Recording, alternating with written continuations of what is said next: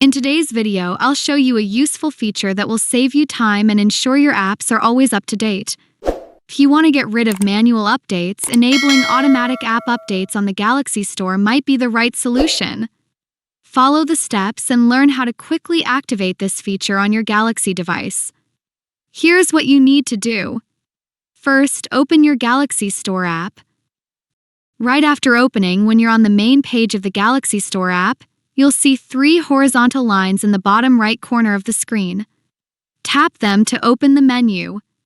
In the menu that opens, you'll see a gear icon in the upper right corner of the screen. Tap it to access settings. When you're on the GalaxyStore settings page in the data usage section, select the option called Auto Update Apps. In the menu that appears, you can choose how you want your apps to update, using Wi-Fi only or using Wi-Fi or mobile data. Choose the option that suits you best. After setting this option, your apps will automatically update according to your preference without any additional steps. And that's all for this quick video. I hope you found it helpful. If you did, don't forget to leave a like, share the video with your friends, and subscribe to my channel for more useful tips and tutorials. See you very soon in my next video, and thank you so much for watching, friends.